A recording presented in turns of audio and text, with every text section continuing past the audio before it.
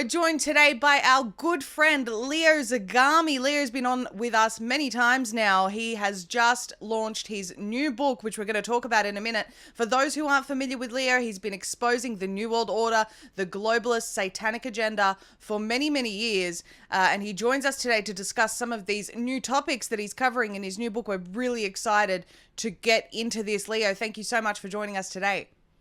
Thank you for having me on. I saw that Australia is #1 amongst the countries that think that World War III is about to explode. Did you check this chart? I didn't see that. I don't know which chart you're talking about, but I'm not surprised. Well, I will send it to you after the show. It says Australia #1, Ireland #2, Mexico #3, Peru #4, India #5, Chile #6, Colombia. I mean, it's like we have Australia right on top of the countries that are more disturbed about the possibility of a World War III.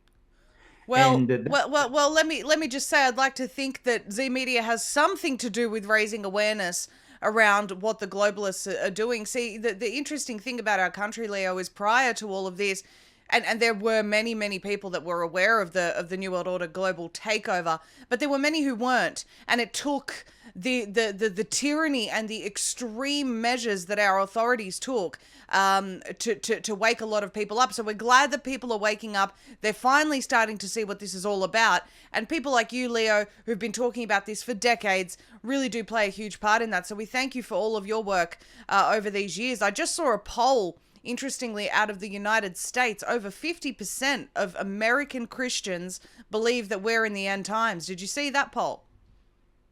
No, I missed that one. So I guess that we can feel both each other with these polls that are interesting, nevertheless, because they show that in our two countries we have definitely a sensitivity, a sensibility that is growing regarding these subjects, and that many people are very worried about it.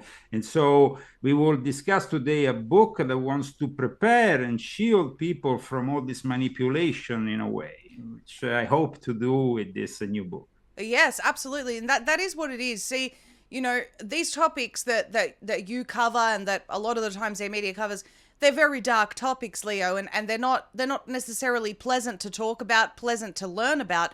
But the problem is that if we don't, like you just said, we won't shield ourselves against what is coming. And we need to prepare mentally. We need to know the manipulation tactics that are being used against us. And so I want you to take us through a little bit of take us down the road, Leo, of how you think, the order in which you think people need to be presented with this information, because I do really want to focus a lot on the psychological manipulation of the population, because that's continuing to this day.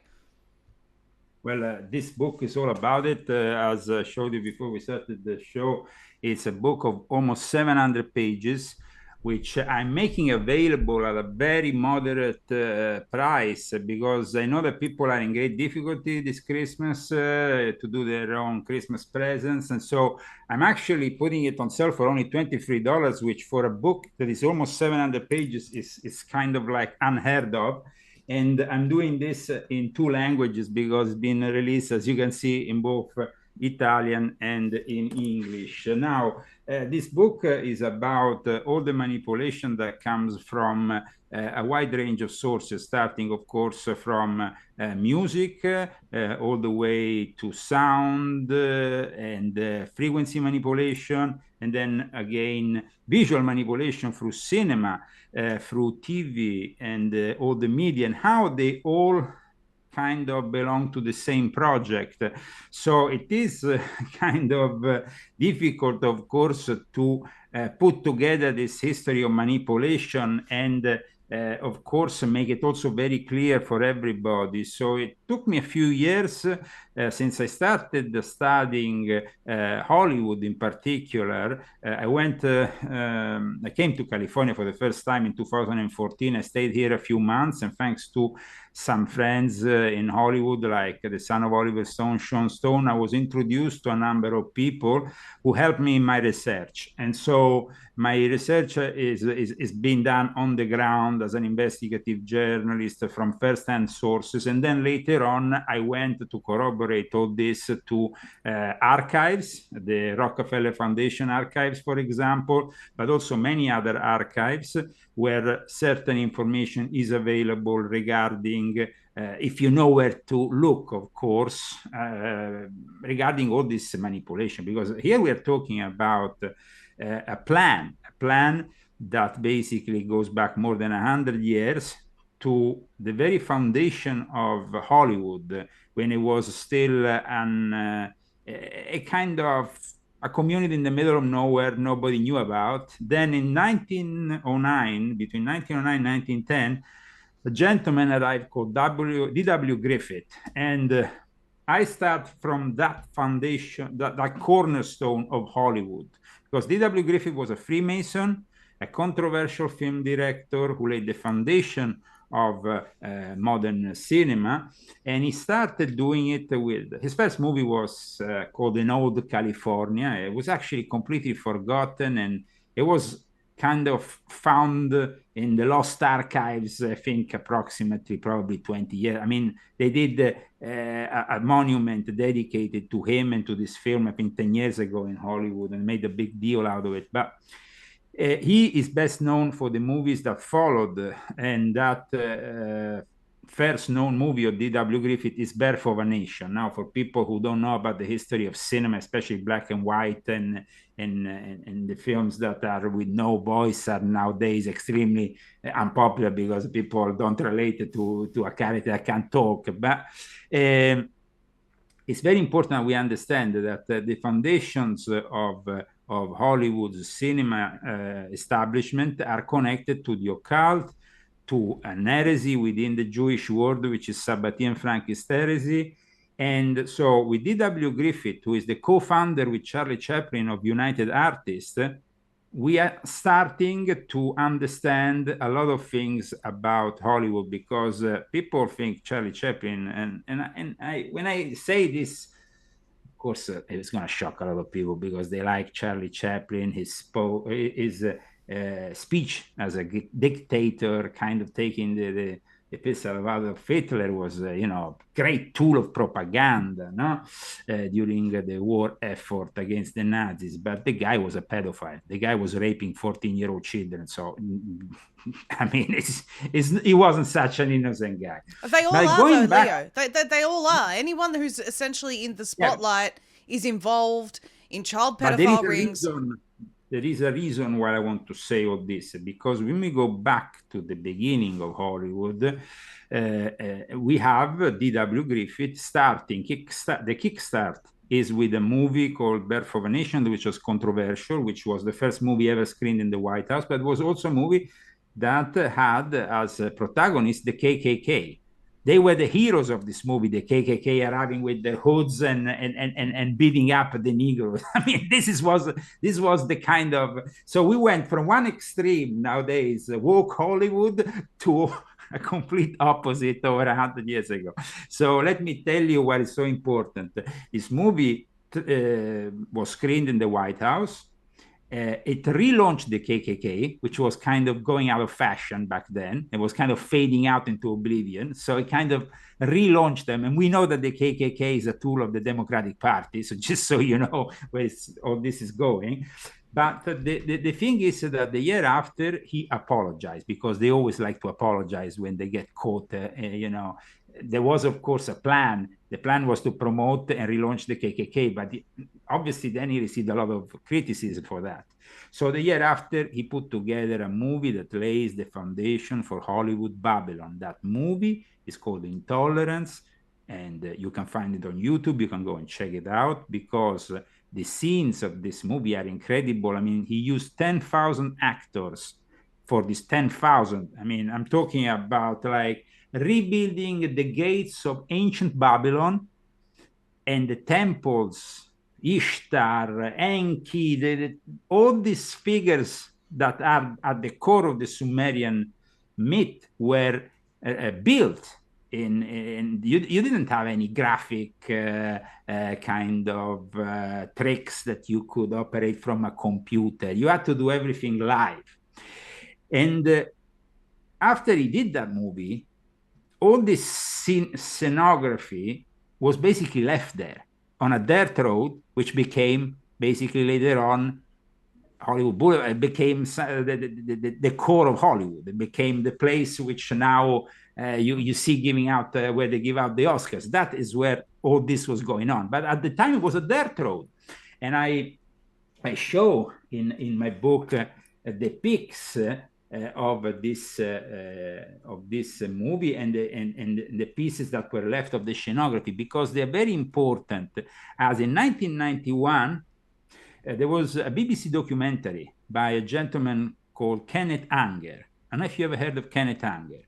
Kenneth Anger, Illuminati, magician, film director who inspired the Rolling Stones' Sympathy for the Devil, is the magus of the 60s, but is also a controversial figure who has done these underground cult movies, which are in reality rituals to invoke the Antichrist and then welcome the Antichrist. I want to pause you here, Leo, because a lot of people may not understand how so much of what they consider predictive programming is actually also a ritual. So explain that to us. Well, of course, predictive programming it's kind of normal in Hollywood, where you have a bunch of CIA agents and Pentagon people running around. But in this book, I actually give you the address of where the Pentagon office is, the people in charge. Still to this day, the people who are connecting between the film world and the Pentagon. There is an office in charge of all this. They did hundreds and hundreds of movies that literally were inspired at times by the military-industrial complex, and at times the military-industrial complex intervenes, saying, if you want us to give you the tanks, the planes, to help you out, you have to cut the scene, do this other scene, portray. Like, I make you an example.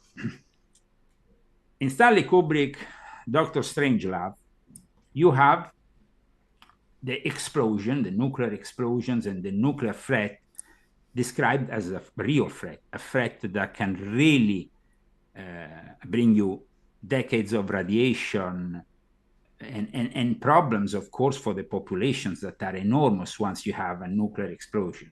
Well, this is not really what is happening all these years after in Terminator Salvation in 2009, when the nukes just go off and the people just hang around there, tranquil, continue. And that was inspired directly by the military-industrial complex that is now normalizing the nuclear explosions for a possible future catastrophe.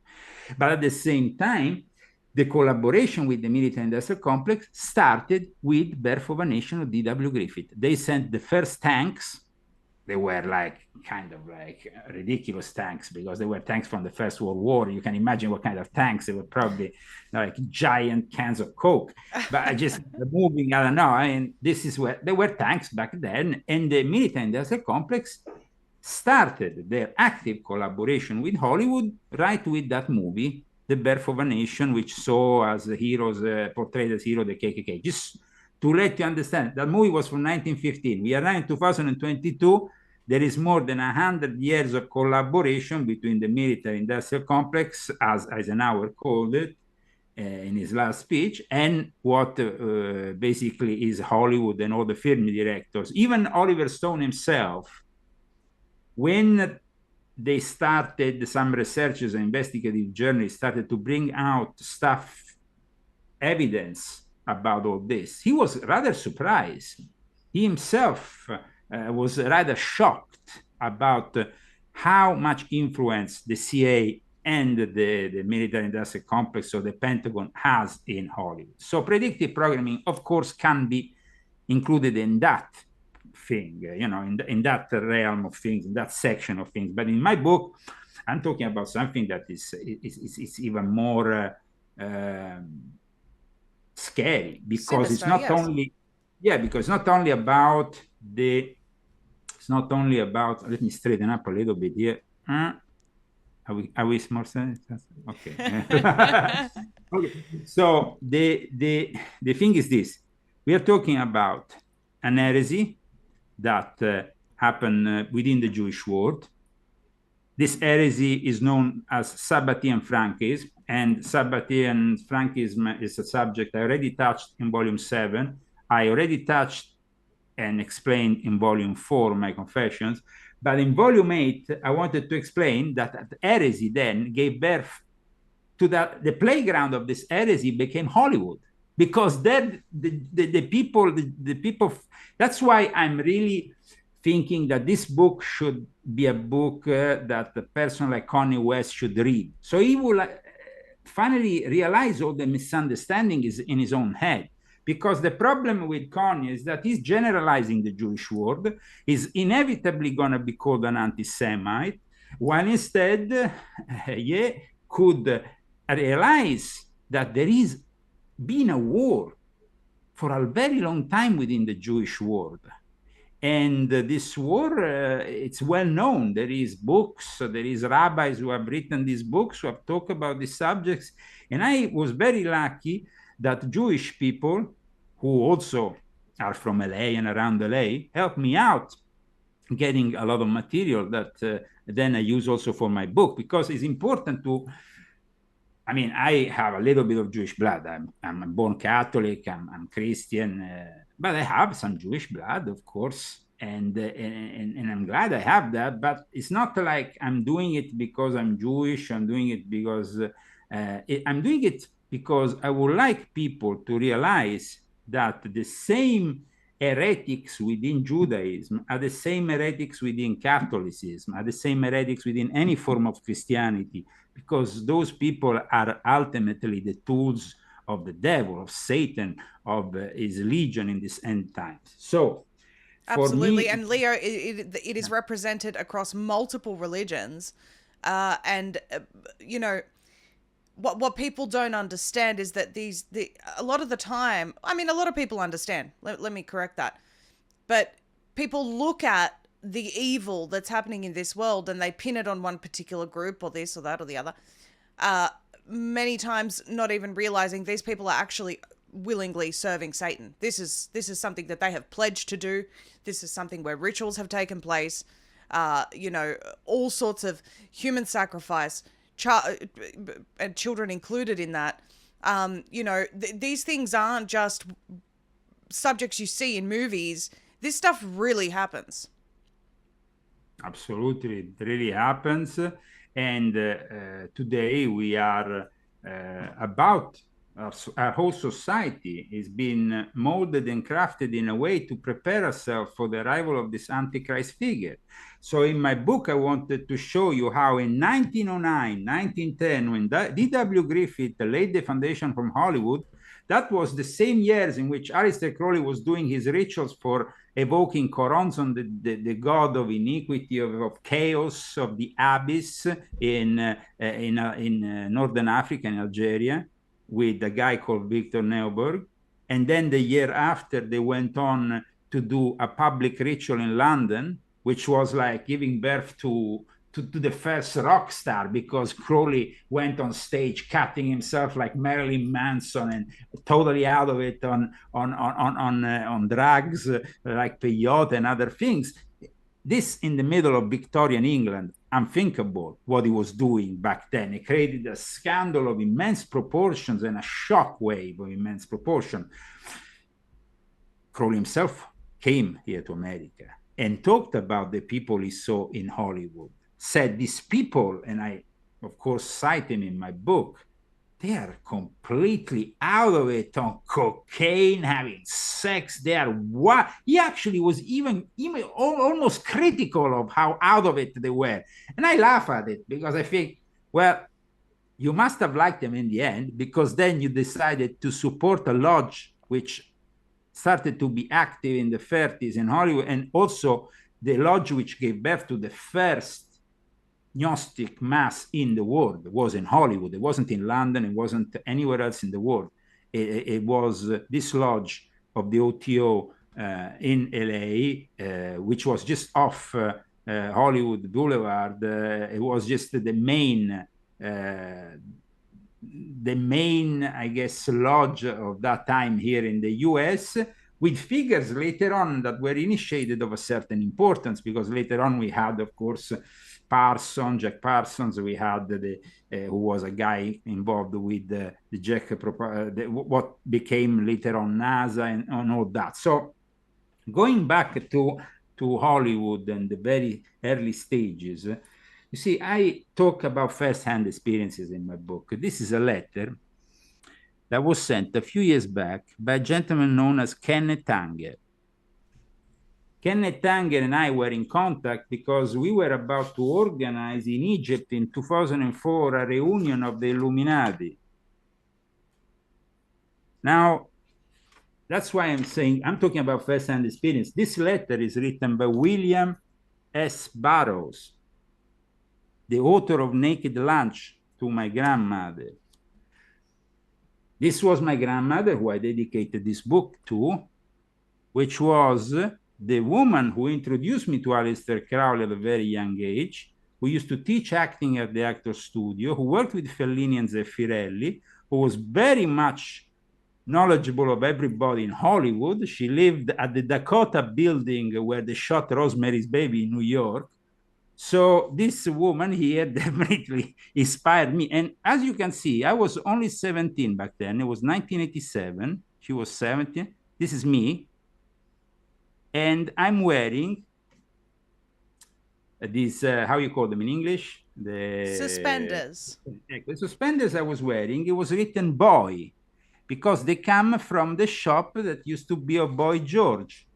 But nobody knows that Boy George and the shop boy was inspired by a series of characters in a book by William Burroughs called The Wild Boys. Wild Boys inspired Duran Duran Wild Boys. I went to dinner with the dancer of the videos, the dancers of the Wild Boys video with my grandmother back in the 80s. So it's like people don't know how much occult there is in pop culture. So for me in this book, in this book, I talk about the meeting of Kurt Cobain with William Burroughs. I talk about when Anton LaVey was offered to play the flute for Kurt Cobain. I'm talking about the things that make you understand that this is really the work of the devil. There's no joke here. I mean, when we are talking about the Roaring 20s, the 1920s, it was real Babylon. And now, when I was about to finish the last touches, because a book is a bit like a painting. You give the last touches on the last few days. I suddenly saw something that I needed to immediately insert. In 10 days here in California will be released the movie Babylon with Brad Pitt, and the film director of it is the film director of La La Land. And it's about all the excesses of the 1920s in Hollywood that I also talk about in my book, but the excesses that were also talked about in the now considered very underground books of Kenneth Anger, Hollywood Babylon 1 and 2. When I talk about Kenneth Anger, he's a 9th degree of the OTO, this guy. I got this letter and I got to know him through another film director called Carl Abramson. Carl Abramson is the guy who did also recently a very important movie about Anton LaVey, which he knew personally very well. I was offered the home of Anton LaVey when he died after it was offered to Marilyn Manson. At the time, I was a very different guy, and I was very much involved in the dark side. So the first thing they did, after Marilyn Manson refused to buy this house, was to come to me. They said, oh, there is inside, you can have even the chair of Rasputin, there is this, there is that, you can have it for $350,000. I said, sorry, I'm not interested. And then it was destroyed. It was destroyed, so nowadays we don't have anymore the Black House of Anton Levi. which actually should be Levi because he's from Jewish origins himself also, just like Marilyn Manson, just like the founder of the Satanic Temple, Lucian Greaves, just like all these figures that basically are part of a world which, like I said, has a strong Jewish element because the messianic heresy of the Sabbatean Frankists is redemption through sin. And all the sexual magical rituals that were devised by Jacob Frank, and before him, Shabbatai Zevi, were later filtered to various secret societies that then gave birth to, even Aleister Crowley was inspired indirectly by them because he was coming from the Theosophical Society milieu. Madame Blavatsky was herself, her mentor was Sabbatean Frankist. Leo, can you explain to people how these people think they're going to achieve redemption through sin? Their idea was, it's very simple, their idea, Maria. They think that by sinning the most possible, doing the most obscene black magical rituals, God will be forced to bring back to bring the Messiah to that, as you know, in the Jewish world, they didn't accept Jesus. So for them, it's the first time he arrives, no?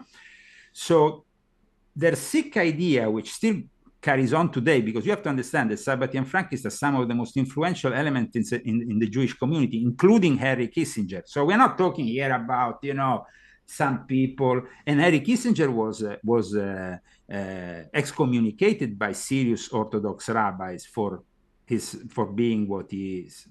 So in my book, I explain how the Sabbatean Frankists were born. I explained briefly how they were born, but then I explained how they found a new house in Hollywood, and that was the place.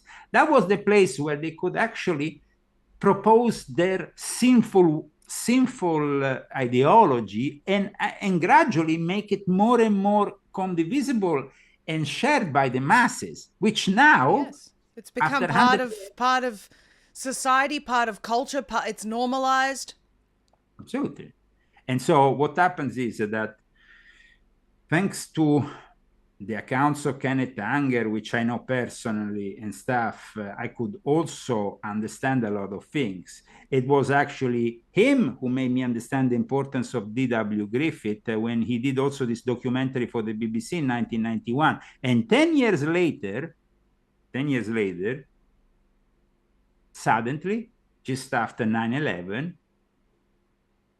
they picked up the original scenography of Intolerance, the Babylonian scenes, and they rebuilt it exactly the same next to the Dolby Theater, the Kodak Theater, which is the place where they give the Oscars, as part of a shopping mall where you go in and you see the images of Enki, the gate of Babylon, the elephants of Ishtar. It's been reconstructed and is now forever there in Hollywood on display. And when I arrived there the first time, I didn't know that I will find something like that, because I had seen that documentaries many years before of Kenneth Anger, but I didn't really give it much importance to that element of the D.W. Griffith film. Then when I saw it suddenly, I said to my wife, this is incredible. This is in the open air. This is the gates of hell on earth. And at that point, I decided to study more and more and more. And then the result of it is, of course, this almost 700 pages book, which I published. But the Kenneth Anger was a child prodigy as an actor when he was, he's still alive, still alive to this day. He's still alive, very old. He actually participated in Carl Abramson's book on Anton LaVey. But Kenneth Anger was also the guy who did this movie, Lucifer Rising. And this movie started with a ritual they did at the former Russian embassy in San Francisco in the middle of the flower power era. The music of the ritual was Mick Jagger. The protagonists of this ritual were Anton LaVey, Kenneth Anger, and a gentleman known as Bobby Beausoleil. Have you ever heard of Bobby Beausoleil? I have not. He's one of the murderers of the Charles Manson family. Oh, right. And what he did was basically he stole, when the movie was finalized, Lucifer Rising, he stole it. He stole because he had, he was homosexual. Kenneth Anger is homosexual. And they probably had some kind of homosexual fight. He stole the master of the movie and he brought it to Death Valley, buried it in a tomb with no name, never to be found again. On the way back, guess who he meets? A couple of ladies from the Manson commune say, hey, they're hitchhiking and say, come with us. Come with us. And Bobby Beausoleil becomes a member of the family and later on will be involved in a gruesome murder ordered by Charles Manson. At that point, he goes to prison, but that's when his career starts as a musician. He is still in prison to this day, but his music was used for the documentary on Netflix by Lady Gaga. And his music is the same music of Lucifer Rising, is the music of Lucifer Rising, which is this film which Kenneth Anger shot. Is, if you go and see it, you can find it easily on YouTube. Though I always suggest to go in a way that you can find the original soundtrack, because sometimes nowadays they put other soundtracks to confuse the algorithms. In any case, he wasn't supposed to be the author of the soundtrack. The original author of the soundtrack was Jimmy Page. Jimmy Page of Led Zeppelin, passionate about Crowley, had bought the place in front of Lake Loch Ness there, where there is basically a very much a portal of power, of dark forces, where Crowley had started the magic of Abramelin.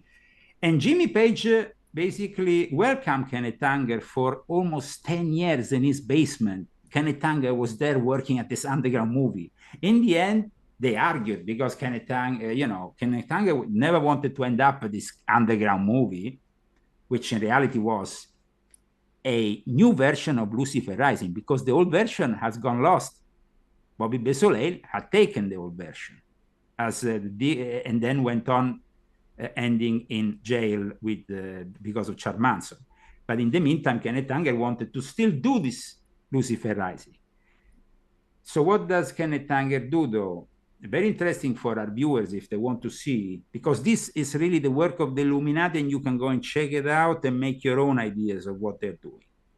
This is not just underground movies. Under the term underground movies, there is a lot of rituals going on, which are made for public display.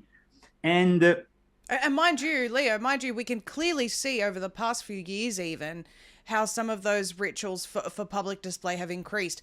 Just a perfect example, and I know that you write about Disney in your book, the recent movie where I can't remember the name of the movie, forgive me, but the kids come holding up signs and they say, "We love you, Satan." And then Santa's looking and they quickly go and they change it around. Come on. And the movie, the makers of the movie said, oh, it was an error, so we left it in. You didn't. That wasn't an error. You're getting children to come and hold up a sign saying, "We love you, Satan." Well, it's interesting because I talk in my book actually about it. It's a TV series known as the Santa Clauses that is out on Disney Plus. Disney Plus just recently was kind of like involved in a controversy because they were about to broadcast this cartoon that is at the moment broadcast, fortunately, only on FX, which is a channel here in the US. And this is a cartoon where the devil has a daughter, which is the Antichrist, and she goes around doing ritual sacrifices thing. And it's a cartoon. Yes, a children's cartoon. Yes. For kids, yes. Then you have instead this Santa Clauses in which they go out and they show, "We love you, Satan." Then Santa says, "Oh, the wrong spelling, correct." And you put Santa Claus. Well, there is no wrong spelling. Of course, it's done on purpose. Of course, you shouldn't ever show to kids, "We love you, Satan." But this goes along with the normalization of pedophilia, of Balenciaga, and all the rest. And in my book, I explain how we went from Walt Disney, who was actually the guy indicating that from the end of the 40s who were the communists in Hollywood, because Walt Disney worked actively with the FBI and the CIA on finding out who were the communists during the McCarthy era. And we go from there to the woke Disney of today, which is obsessed with LGBTQ characters and all that, which is a very different Walt Disney from the founder Walt Disney, which instead Oh, sure, it's different, but it isn't. It's different, but it isn't. No, in fact, because I explained that at that time, for example, in 1939, he invites Leni Riefenstahl, the author of the propaganda movie of Adolf Hitler, The Triumph of the Will. He invites her to Hollywood just while the war is about to start. Now, it's not really something you will do to invite the propagandist of Adolf Hitler while you're about to start the war. But there is no difference between Nazism and communism. They all come from socialism anyway, and they're all part of this product which comes from the Illuminati I described so well in volume 7 of my confession. So in volume 8, what I do instead is to make people understand that from the first cartoon, Fantasia, to the latest product, Strange Words, the cartoon where you have the first openly gay character who is a teenager, there is definitely a project and a mission to gradually, like I said earlier, mold and craft the masses to the ideology of the Antichrist. Absolutely. I want to go back to a previous point before we talk about the molding of society towards this ideology of the Antichrist, because everything that is happening at the moment is heading towards that point. It is the destabilization of society, the forceful manipulation of the masses to lose confidence in government. That is on purpose. The government leaders acting stupid and acting incompetent is on purpose. Joe Biden and his incontinence in public is on purpose. Everything is on purpose because they want you to make you this is a huge project to get you used to the idea of a one world leader and the type of one world leader that they want to bring in, which will be the Antichrist. But I just want to talk, I don't think we finished our point before, Leo, about how do these people think they're going to achieve redemption through sin? Well, redemption through sin is because, like I said, they think that by sinning, then eventually they will get the Messiah to showing up. They will get the revealing of the Messianic age. Because you see, in Judaism, you have basically an idea of when this Messiah should actually come here and manifest himself by certain calculations. But it's also said that if you increase the level of evil in our society, you will force the Messiah to show up. So eventually this redemption comes through getting the Messiah to finally show up and say, you're a bunch of assholes, stop all this. Oh, well, maybe you can redeem us after, you know. It's like they are really thinking that the solution is to increase the level of evil so that ultimately the Messiah will be forced to land on this plane of existence earlier than it's supposed to be. Well, newsflash for these people: the Messiah's already come. He died. He raised again on the third day, and he is seated at the right hand of the Father right now. But Leo, no, but there is something to say here also about that. Sure. Because you see, the Sabbathi and Frankists are extremely against Christianity, and at the same time, and well, of course, but they are not only against Christianity; they're considered dangerous heretics also by the Jewish world. Now, 2,000 years ago, Jesus wasn't accepted by the Jewish community, okay? So he promises to return, and the moment he will return, then at that point, there will be the fulfillment of his prophecies and the fulfillment also of this union amongst all the members of the various Abrahamic faiths, because also Jesus is portrayed as the only one who is coming back in the end times by the Quran. Yes. So you have these three Abrahamic religions who are waiting for a figure, but then you have many other religions who are focusing on the arrival of a man which reflects the mission of God, and so when we are which the Antichrist will be, he's going to present as a man of peace. He's going to be charismatic. People are going to love him.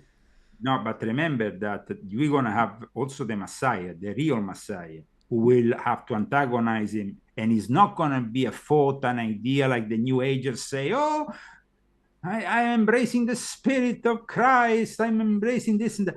The thing is that basically there is a promise and there is a fulfillment. Now, the Jewish people see the Messiah as a little bit of a different figure from the Christians because they see it as a more practical figure, a figure that will be involved in politics, yes, involved in the war. It's the problem with that the Christianity has is that they are portrayed that Jesus that comes down from the clouds, when in reality that is all a bunch of symbolism, which is hiding, of course, the truth also for the return of Jesus himself. First of all, Jesus will go to his Jewish brothers because he's Jewish, and he will have to sort out the problem he hasn't sorted out 2,000 years ago when they didn't accept him. So there is a controversy that will have to be sorted out between him directly within the Jewish and the Jewish world. Then when it comes down to the Antichrist, of course, is already here. And we just need to understand exactly who he is. Now, in the last chapter of my book here, I make some hints on who we can consider a candidate, ideal candidate. There is some ideal candidates, of course, but in the end, we will never know for sure because we had a number of antichrists up until now. This will be the ultimate antichrist. Like you said, somebody who is considered a man of peace, somebody who is considered immediately likable, but also likable by a society that has been profoundly transformed and socially engineered for more than 100 years, yes, to accept that you can have a gay marriage, you can have the normality of many other things that are now considered normal, but 100 years ago were not considered normal. This is part, like the fact that nowadays they consider normal to give an hormone, a pill to basically chemically castrate a teenager. I mean, yeah, this is craziness. But nowadays it's considered normal. And then at the same time, like I explain in my book, there is the philosophy of the Great Reset that is taking place, both in the music business and in Hollywood. Now, in my book, I dedicate a whole chapter to all the movies that the World Economic Forum has deemed as incredibly revolutionary and landmarks of future. And you have, apart from movies that are maybe well known, like The Day After Tomorrow, which, I mean, because they want to connect it to climate change, So then there is all kinds of other movies. You have, of course, Philadelphia when it comes to Tom Hanks, AIDS, that could be, And then you have other movies that are not really well known by the masses, like the movie about the guy who eats only McDonald's for 30 days and, of course, fails totally. But these are the movies that Klaus Schwab considers these are important movies. And then you have people like Leonardo DiCaprio and many others who have went to Davos. And in Davos, you have the CEOs of every single Hollywood company that sits down with Klaus Schwab and says, so what should we promote in Hollywood now? What should we promote? Should we promote, okay, all the superheroes need to be black. Suddenly, all the superheroes need to be black.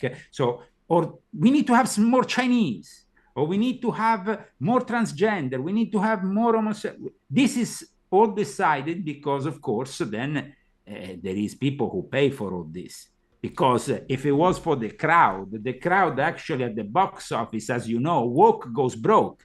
So yes, they will think that they will stop this bullshit immediately after starting and seeing that it's rubbish. Instead, no, they continue because there is a project to socially engineer people. So in my book, it's so powerful, Leo. And what happens is in the midst of this project and in the midst of, Schwab's told us we're going to see an angrier world. And part of that is because all of this keeps getting shoved down our throats, despite the majority of the people not wanting it. Like something like the transgender population that is, the most marginalized, and no, they're not. And to be honest with you, all of the campaigns in corporations, in media, everywhere dedicated to this tiny number of people that we have in the world, which is growing because of the propaganda.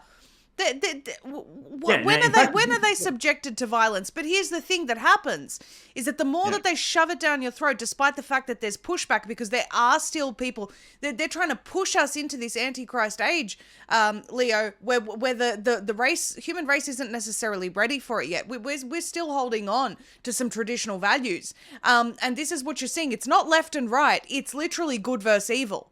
And so, you know, as they do that, and society looks around and they see that the propaganda keeps coming, doesn't matter that no one wants it, they become more and more demoralized. And this is what we're seeing right now. But we also see young people embracing the Great Reset. True. The philosophy of streaming is all based on the Great Reset. You will be happy owning nothing. And this is what happens when you are downloading music from Spotify. You are basically listening to music on Spotify, SoundCloud, iTunes. What do you have physically? Nothing. You don't have a vinyl record. You don't have a CD. You don't have a DVD when you watch movies from Netflix. You have nothing and you are happy. This is basically already the philosophy of the Great Reset. When they are launching, and I talk about in my book, the metaverse, because in a way this 8 symbolizes also meta, but it symbolizes also Orubos from the Gnostics. When you are basically offering to the people all this, and they accept it, and the young generations, they don't care about a physical CD or a physical vinyl. They care only about their mobile phones. And the mobile phone is giving them a world which soon is going to also materialize in the metaverse with non-fungible tokens. In my book, I explain how somebody spent almost $500,000 to have a nothing villa next to Snoop Doggy Dogg's villa in the metaverse. If I spend almost $500,000 for nothing, and all of this nothing is non-fungible tokens, what is this BS? We are buying BS. We are not buying anything consistent, but the majority of the normal folk out there, unfortunately, will fall for it. And they will buy more and more into it until the rich and famous will continue with their physical life, while instead the majority of people were caged in their virtual reality, fantasizing, but it's not anymore a fantasy. It's a reality, but it's a reality that is a very sad reality, because, I mean, oh, well, I have a villa next to Snoop and Doggy Dogg in the metaverse. Wow. Wow. Yeah. That's a great achievement. This is a great achievement. And here's what's going to happen, Leo. And I've been talking about this for some time. See, we're already in the metaverse. We already live inside our devices. And it's sad because, you know, we need the technology so that we can keep getting the truth out. It's kind of a catch-22. But then we're also chained to the technology in so many ways. And that's just a reality. We all have to admit that fact. But I prefer a physical books. I mean, I put on sell Kindles because today it's part of the business to sell Kindles. Sure. But physical books, I own. There's a difference. I own 10,000 books. I own 20,000 vinyls. Wow. My collection is so big that I couldn't carry it with me here in the US. I had to leave it in Europe. But for me, I will never separate myself from this collection, which I regard as years and years of work and research in all these fields. People don't know much about my past work, but I used to be a record producer for many years, and I used to work also as a music journalist and other things. So I have a direct experience in this music, in this show business, let's say. When I was young, thanks to my grandmother, I studied acting with the Joanna White Theatre School at the Trinity College in Dublin. I did things.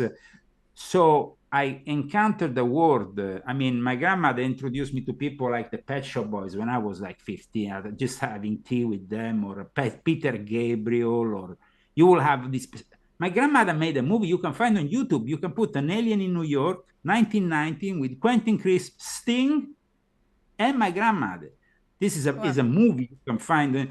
just to tell you. So people have asked me, Leo, I just want to, because I know we're short on time. People have asked me, how does he know all this, and how is he so connected, and how did he get out? Leo's already addressed this in a previous interview with me. Go back and watch our second interview where we talked about this stuff. It's absolutely astounding, truly a miracle from God that Leo's here with us today talking about all of this stuff so freely when he is such an insider.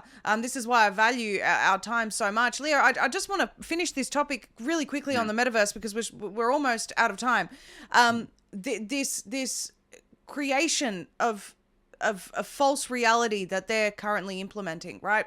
This is somewhere that people will flock to because their lives are going to be so miserable. And that's the truth. You know, we're talking about UBIs, controlled behavior, every single thought and behavior is really engineered. First of all, it's been engineered socially, and people have manipulated. Engineered socially, and in my book, I explain where this social engineering comes from: the Tavistock Institute, the history of the Tavistock Institute, the history of the Round Table movement. So it goes all the way back to Cecil Jones, and then you have Cecil Rhodes, sorry, and then you have Lord Bertrand Russell. You have all these people have been so important. I didn't even touch today in my book the subject of the 50s and 60s regarding the LSD experimentation, even within Hollywood, with great actors that started to take this LSD, which became very important for the experimentations to open literally even further the gates of hell. LSD was a very powerful drug. I mean, they experimented. Woodstock was an experiment done with a lot of people. It wasn't simply a concert. People say, oh, Woodstock, flower power, yes, great. No, I explained how the LSD was brought there, the people involved in, and the whole organization. You're like, what? So this was Woodstock? I mean, this was like a social engineering experiment. And the same we can say with Altamont, when there was the Hells Angels that killed this black young guy in front of the Rolling Stones, who were still singing on stage and didn't care even to stop. It was like a human sacrifice live. They were actually doing a snuff movie behind the scenes when they were doing that. So all this basically brings us to today. Today, a society that is trying to normalize even pedophilia in the fashion industry. But in my book, one of the last chapters is dedicated also to Jeffrey Epstein, to the British monarchy, because the British monarchy is probably the home of the Antichrist. I'm gonna tell everyone right now, I've brought up your book on the screen, Leo. There is no one that I know that I've spoken to that's done this much research, that's willing to openly talk about these topics. The link is in the description below for Leo's new book. And you know what? This interview isn't necessarily a book sale, but it is, because we haven't even really scratched the surface of a 700 pages book. So well, I hope this is what I mean. I wanted to, as soon as you told me I've released my new book, I thought I really want to get you on, Leo, because I truly believe that people understanding the totality of the goal of the New World Order, which is satanic in nature, if they understand that, they'll understand the New World Order a lot better. People are looking at the world and saying, gosh, it's chaotic. We've got to fight through politics. We've got to fight through this method, that method, everything. You're fighting people that have pledged their allegiance to Satan. People must understand this, and they need to understand that this goes way, way back. We're out of time today, but I do encourage everyone to support Leo. Leo, we've got your website on the bottom of the screen, leozagami.com. Tell people where else they can find you. Well, like I said, you can find the links to the books there, or just put in my name on Amazon and you will get all my books, including my latest one, which is volume 8 of my Confessions. To the Sound. This is a book that really is important, because from the rise of the Antichrist, I mean, it's really like we are seeing this ideology coming to life. To the Sound of the Devil and the Great Reset. And today we haven't really even discussed the Sound of the Devil element, which is the music business, which maybe we can go in another time. But altogether, we can say that we have at least tried in 1 hour to give you a touch of something that I think is a manual that not only you should read, but you should also give to the younger people, the younger generations, who are the ones who at the moment are probably the first victims of all this, and they have less defenses intellectually. So they need to be helped in discovering what's happening around them. Absolutely. Thank you very much. God bless Absolutely you all. Agree. We'll definitely have you back on, Leo. Thank you so much. God bless you also, and have a Merry Christmas, and thank you for your time. Thank you, Maria. Want to support freedom-loving Aussie business this Christmas and not sure what to get your loved ones? Head to Survival Supplies Australia, your one-stop shop for all of your survival needs. With the largest range in the country, you'll find emergency food, water, off-grid living resources, and so much more. Not sure what to pick? Opt for a gift voucher. Click on the link in the description below to check out their huge range and bless your loved ones with the gift of prepping this Christmas.